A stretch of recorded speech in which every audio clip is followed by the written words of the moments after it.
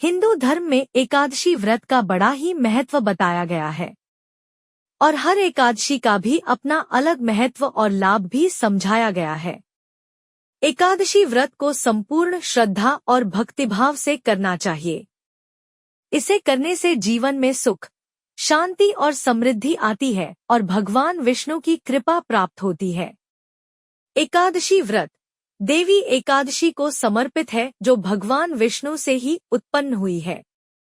एकादशी देवी का प्राकट्य भी एकादशी तिथि को हुआ है, इसलिए भगवान विष्णु ने इनका नाम भी एकादशी रखा है और इन्हें वरदान दिया है कि जो भी एकादशी तिथि को व्रत रखेगा और एकादशी के साथ भगवान विष्णु की पूजा करेगा, वह पाप मुक्त होकर उत्तम लोक को प्राप्त होगा। जिस एकादशी तिथि को देवी एकादशी का प्राकट्य हुआ है, उस एकादशी को उत्पन्न एकादशी के नाम से जाना जाता है।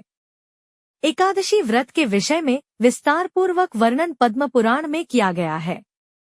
इसमें बताया गया है कि पांडु पुत्र भीम ने जीवन में कोई भी व्रत नहीं किया था, लेकिन अपनी मुक्ति की चिंता होने पर उन्होंने महर्षि वेद व्यास जी से पूछा था कि वह कौन सा व्रत करें कि उन्हें भी मुक्ति मिल पाए, क्योंकि वह सभी व्रत रख पाने में असमर्थ हैं।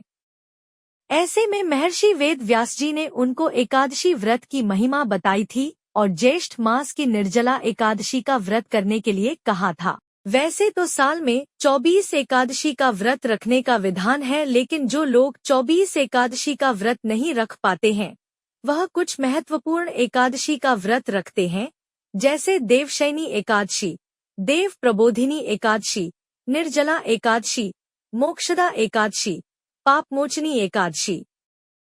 साथ ही कुछ लोग एकादशी का व्रत नहीं रख पाने पर इस दिन चावल नहीं खाते हैं, क्योंकि एकादशी व्रत में चावल और चावल से बनी चीजों को खाने की मनाही की गई है।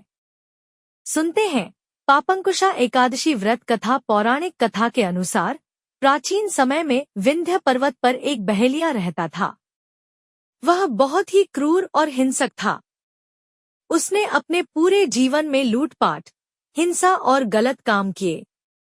जब बहेलिया का अंतिम समय आ गया तो यमराज ने अपने दूतों से बहेलिया को लाने के लिए कहा। यमदूत ने बहेलिया को बताया कि उसका कल धरती पर अंतिम दिन है। आखिरी समय नजदीक आने पर वह बहुत डरा हुआ था। उसने अपने बुरे कर्मों का अनुमान लगाया कि अंतिम सांस के बाद उसे बुरे कर्मों की सजा भुगतनी पड़ेगी। बहेलिया को परेशान देख अंगिर ऋषि को उस पर दया आ गई। उसने अंगिर ऋषि को कहा कि बहेलिया होने की वजह से मैंने अपने जीवन के दौरान कई पशु पक्षियों मारना पड़ा है। इसी वजह से मेरे द्वारा बहुत पाप हुए हैं। ऐसे में मुझे नर्क में जाना पड़ेगा। अंगिर ऋषि, आप मुझे ऐसा कोई उपाय बताएं जिससे मुझे सभी पापों से मुक्ति मिल जाए। अंगिर ऋषि ने आश्विन माह के शुक्ल की पापांकुशा एकादशी व्रत करने की सलाह दी। इसके बाद उसने विधिपूर्वक एकादशी व्रत किया। धार्मिक मान्यता के अनुसार पापांकुशा एकादशी व्रत को करने से बहेलिया को मोक्ष प्राप्त हुआ।